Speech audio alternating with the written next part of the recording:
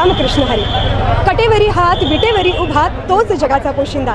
आणि याच पंढरीत याच भाविकांसाठी सागर डेव्हलपर्स घेऊन आले आहेत भव्य ओपन प्लॉट प्रकल्प, ते सुद्धा दर्शन रांगेच्या अगदी जवळ. इथे पाठीमागे आहे दर्शन बारी. नगरपालिका हद्दीतील नियोजित आराखड्यातील 50 फूट डीपी रोड. संपूर्ण प्रोजेक्टमध्ये अंतर्गत street lights, plot demarcation, plantation आणि प्रत्येक प्लॉटला स्वतंत्र नळ कनेक्शन. संपूर्ण प्रोजेक्टला तारेचे कंपाऊंड. ज्येष्ठ नागरिकांना बसण्यासाठी बेंचेस. चला तर मग आत्ताच बुक करा मठासाठी किंवा आपल्या हक्काच्या घरासाठी आपल्या हक्काचा प्लॉट, तेही अगदी माफक दरात. ताज्या घडामोडी पाहण्यासाठी आमच्या YouTube चॅनलवरील PVR म्हणजेच पंढरी वार्ता या न्यूजला सबस्क्राईब करा आणि शेजारील बेल आयकॉनवर क्लिक करा.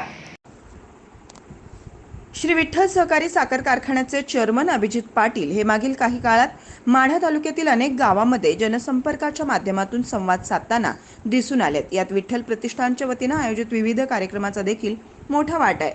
विठ्ठल प्रतिष्ठान आयोजित नागपंचमी व रक्षाबंधन निमित्त अभिजित पाटील यांच्या प्रमुख उपस्थितीमध्ये उंदरगाव येथील अभिजित पाटील यांच्या सहकार्यांनी उत्कृष्ट कार्यक्रमाचं नियोजन केलं असता सुप्रसिद्ध निवेदिका मोनिका जाजू यांच्या उत्कृष्ट संयोजनातून दैनंदिन जीवनात व्यस्त असलेल्या महिलांच्या चेहऱ्यावर हास्य फुलवण्याचा हेतू सफल झाला. महिलांच्या कलागुणांना वाव मिळावा, त्यांनाही आनंदाचे क्षण वेचता यावे या अनुषंगानं हा कार्यक्रम आयोजित करण्यात आला होता. यावेळी भाऊसाहेब महाडिक देशमुख, ऋषिकेश काका तांबिले, उपसरपंच समाधान मस्के, संजय बाबू तांबिले, आबासाहेब साठे, नंदकिशोर आरे, मगन नाईकवारे, सुधीर लवटे, सूरज कांबळे, वायजी भोसले, ग्रामपंचायत सदस्य केवड, अमोल धर्मे यांच्यासह अनेक मान्यवरांची उपस्थिती होती.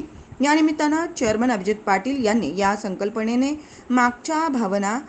संकल्पनेमागच्या भावना प्रकट केल्या असून माढा मतदारसंघ कायम करण्याच्या बाबतीमध्ये महाराष्ट्रामध्ये चर्चेत ठरलेला दिसून येतो. मात्र विकासाच्या बाबतीत माढा तालुक्यामध्ये अधोगती दिसून आलेली आहे. येथील महिला, तरुण तसेच हजारो बेरोजगार तरुणांच्या हाताला काम व त्यांना स्वतःच्या पायावर उभं करण्यासाठी आपण कायम काम करणार आहे. आज खेळ पैठणीच्या कार्यक्रमातून हजारो मायमाऊलींच्या चेहऱ्यावरचा आनंद मनाला समाधान देणारा होता.